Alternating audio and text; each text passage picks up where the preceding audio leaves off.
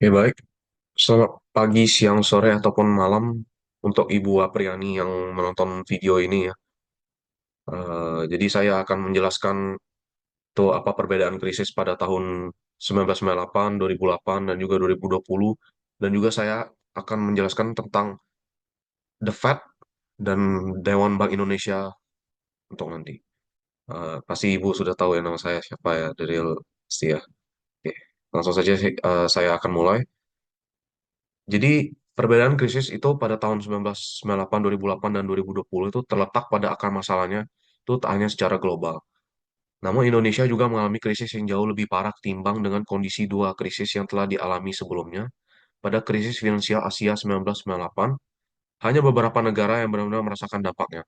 Jadi krisis ini itu memiliki epicentrumnya di Indonesia, Thailand, dan Korea Selatan. Sedangkan negara-negara maju itu tidak terlalu terpengaruh gitu pada krisis ini. Namun demikian, kondisi terburuk yang dialami Indonesia ketika itu ada ekonominya mengalami kontraksi mencapai minus 13%. Dalam krisis ini berdampak negatif pada korporasi besar, khususnya yang memiliki kewajiban utang luar negeri sangat besar. Sedangkan sektor yang terdampak adalah perbankan akibat gagal bayarnya dan koperasi. Hal ini juga disebabkan oleh kebijakan moneter kita yang pada saat itu tidak berjalan ya, dan juga membuat nilai tukar rupiah kita melemah. Nah, sedangkan pada krisis finansial global 2008, krisis keuangan terjadi dengan epicentrum di Amerika, dengan dampak paling besar di negara-negara yang memiliki ketergantungan dengan sektor keuangan Amerika dan Eropa. Sedangkan Indonesia masih mengalami pertumbuhan ekonomi mencapai 4,6% pada periode tersebut. Krisis lebih dari satu dekade yang lalu ini juga hanya berdampak pada korporasi-korporasi besar di seluruh dunia. Dengan sektor yang terdampak adalah sektor keuangan, terutama perbankan dan pasar modal. Kemudian yang terakhir ada krisis ekonomi tahun 2020 yang dimana disebabkan oleh uncertainty ya, penyebaran global virus COVID-19 menyebabkan jutaan kematian dan juga krisis kesehatan. Terjadi lockdown besar-besaran, resesi ekonomi, PHK massal dan juga pasar saham yang anjlok. Kemudian dalam krisis politik dan sosialnya terdapat protestan Black Lives Matter di negara Amerika Serikat dan juga demonstrasi global melawan rasisme.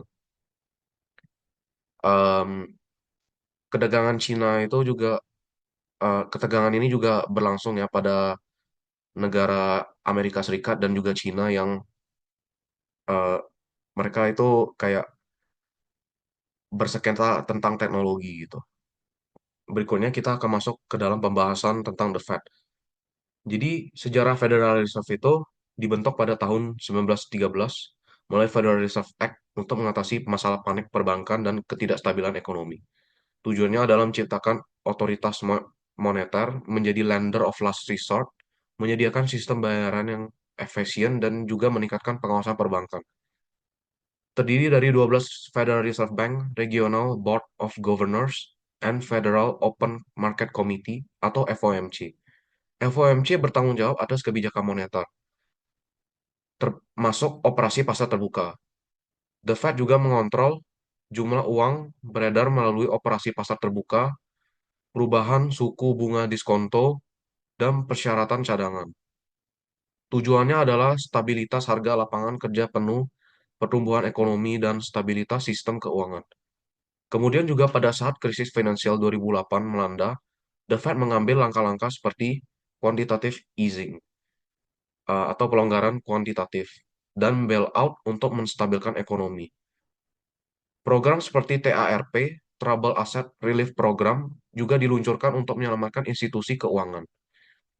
Nah, kemudian kaitannya dengan Dewan Bank Indonesia yang dipimpin oleh Peri Warjio pada periode kedua tersebut memiliki fungsi serupa sebagai bank sentral, tetapi dengan penyesuaian sesuai konteks ekonomi dan regulasi Indonesia.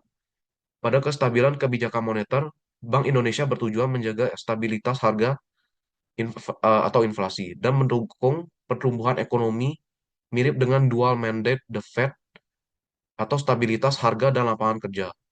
BI menggunakan instrumen seperti suku bunga, BI rate, operasi pasar terbuka, dan rasio cadangan wajib.